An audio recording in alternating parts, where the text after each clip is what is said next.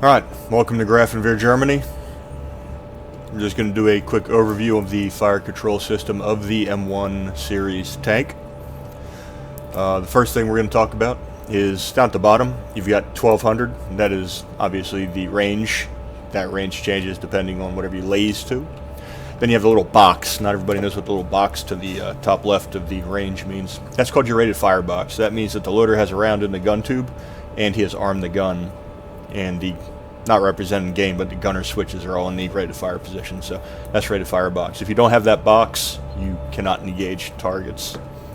So generally when you hear the loader say up, you'll get the rated fire box in game.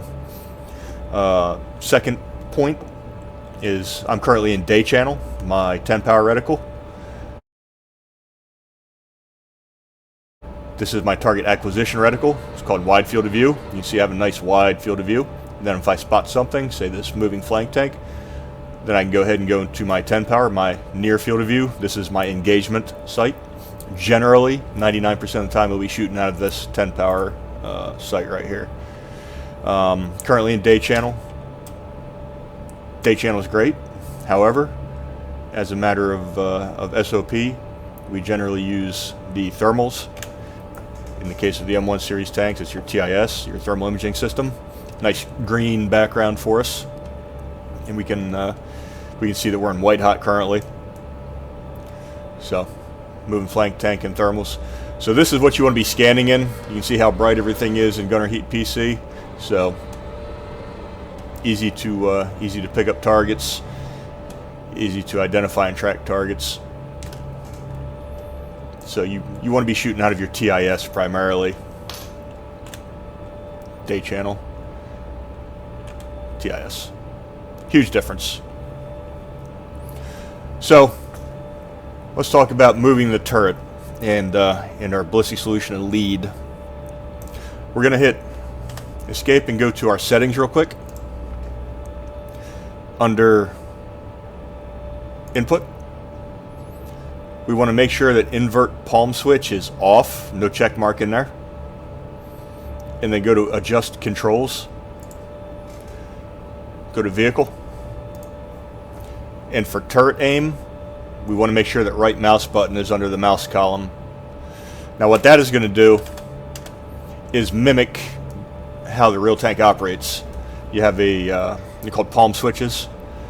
You grab the palm switches, hold them in your hand basically. It's like a controller of some sort, and that engages the turret drive and lets you move the turret back and forth. This is going to be important for when we engage targets. So what unchecking that invert box does and having the right mouse button as your turret drive is, now I have to click and hold my right mouse button to move the turret left or right.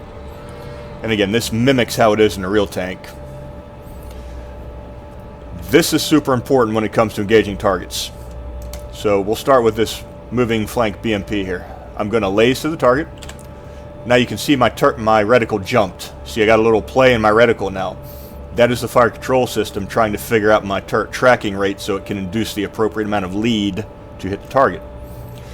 So I want to establish a nice track on my target. Pull the trigger. Target dies.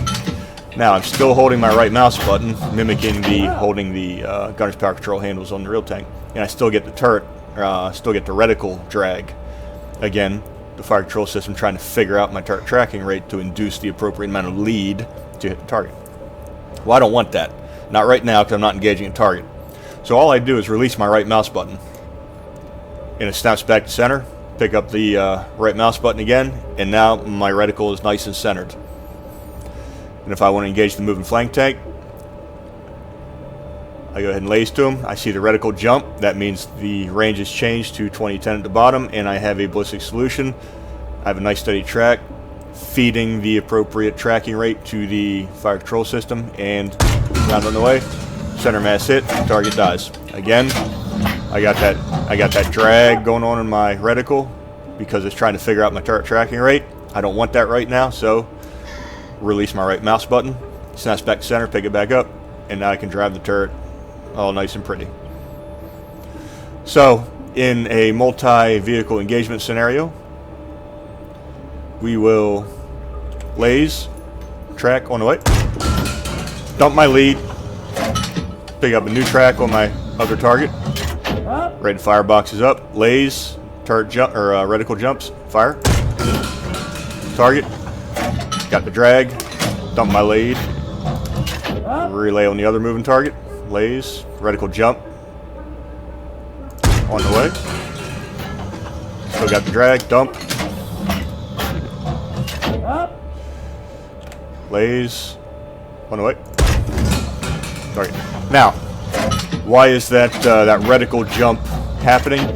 Again, like I said, it's the fire control system inducing the ballistic solution so that you can hit the target first round. You just have to do your part and establish a good center mass track to allow the turret to figure out how fast your turret tracking rate is. So if I don't have a good turret tracking rate, what's that going to do? So I have the flank moving BMP moving very slowly. I'm going to lace to him.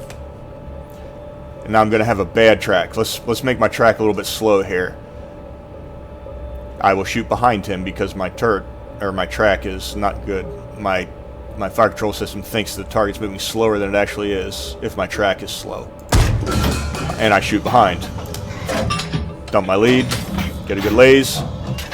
Let's track a little faster. Now my fire control system thinks the target's moving faster than it is, so it's going to induce more lead. Oh. So whenever you're tracking and engaging moving targets, you want the box, or in the case of day channel, the circle. You want that filled with the target, and you want a nice steady fill. So a good steady track on your target. Center mass gives you a center mass hit. And that is the basics of the M1 series tank fire control system. How I set up my switchology, and how to use the reticle and prevent your reticle from dragging with a laze like that. Hope it helps.